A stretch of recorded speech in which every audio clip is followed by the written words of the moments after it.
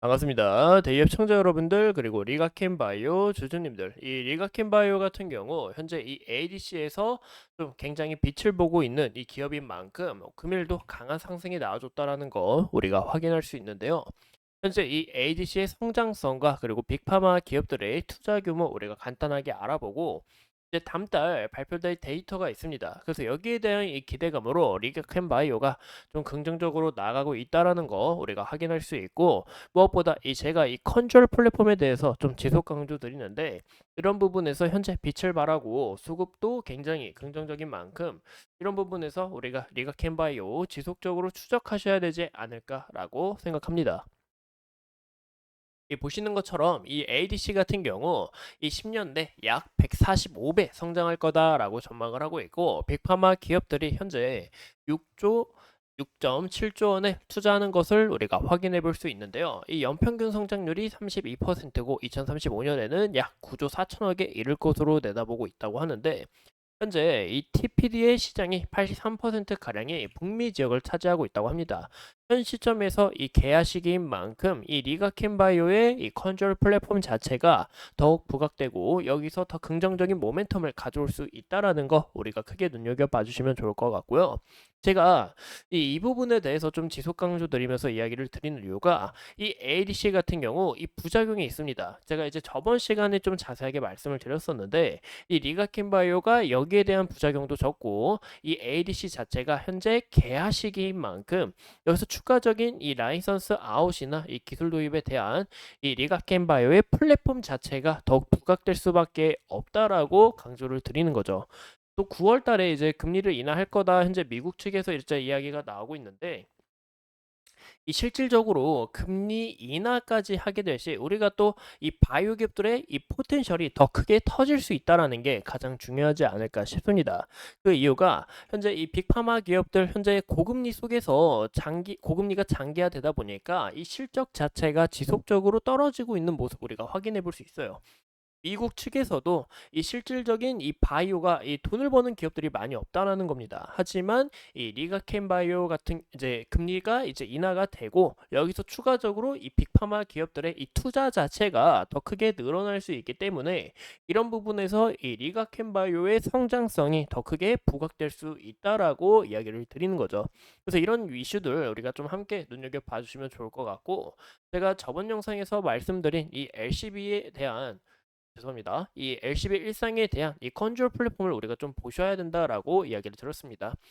이 글로벌 빅파마 기업들이 이 ADC 플랫폼 자체를 가장 많이 사용하고 있는 게 바로 이 컨트롤 플랫폼이에요. 이 컨트롤 플랫폼 자체가 얘가 캔바이오가 보유하고 있는 이 플랫폼으로서 보시는 것처럼 이 빠른 페이로드 방출 속도와 이 종양세포 내에서도 높은 농도를 구현할 수 있고 이를 통해 유효성을 높이면서 이 낮은 용량에도 충분한 세포 독성을 유발할 수 있습니다. 이를 통해서 용량 조절을 통한 독성 관리를 용이하게 하여 더욱 안전하고 효과적인 치료가 가능하다라는 건데 이런 부분에서 이 혈중근 난소증이나 혈소판 감소나 이런 부분이 부작용이 적다라는 게 가장 중요하지 않을까 싶습니다.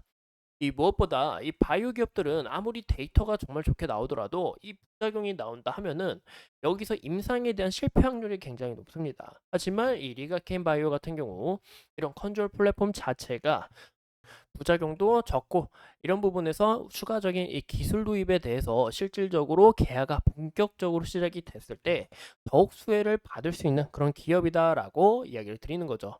현재 이 ABL 이 202 같은 경우 임상 1상을 진행 중에 있는데 현재 이 임상 과정에서도 추가적으로 다음 달에 여기에 대한 이 기술력이 또 부각될 수 있고 현재 이 이중항체 ADC를 현재 이 ABL 바이오와 리가켄 바이오가 서로 추진하고 있기 때문에 이런 부분에서 몸으로 더 확장이 될 수 있다라는 게 가장 중요하지 않을까라고 말씀을 드립니다. 이제 곧 이제 다음 달에 이 에스모가 또 열리는데 이 에스모에서도 이 리가켄 바이오가 또 수혜를 받고 긍정적인 모멘텀을 나타낼 가능성이 크다라는 거 우리가 함께 눈여겨 봐주시면 좋을 것 같아요.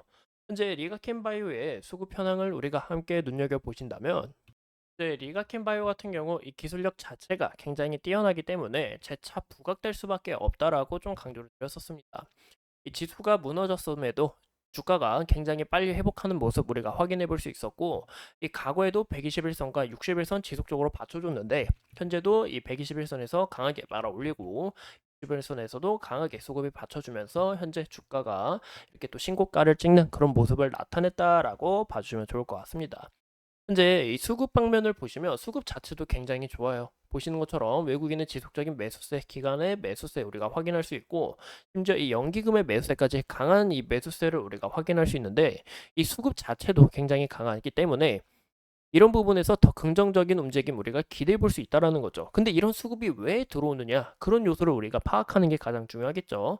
바로 이 리가켄바이오의 이런 성장 속도가, 그리고 이 기술력 플랫폼 자체가 더욱 부각될 수밖에 없고, 또 미래 가치가 굉장히 대단하기 때문에 이런 부분에서 현재 강한 움직임을 나타내주고 있다라고 우리가 봐주시면 좋을 것 같습니다.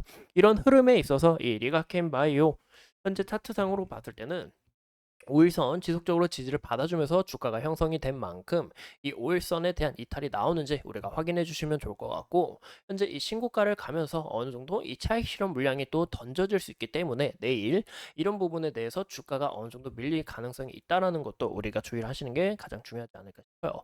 또 5일선 만약에 주가가 차익 실현 물량이 나면서 5일선 미만으로 밀리는지, 아니면 더 추가적으로 수급이 받쳐주면서 주가가 상승할 수 있는지, 그런 요소를 우리가 좀 체크를 해주시고, 제가 저번 시간에 말씀드렸던 이 구간의 지지라인, 그리고 21선 서서히 만나는 이 구간대와, 그리고 또 주가가 밀리더라도 이 구간의 매물 라인도 우리가 함께 눈여겨볼 수 있다라는 거 꼭 참고해 주시면 좋을 것 같습니다.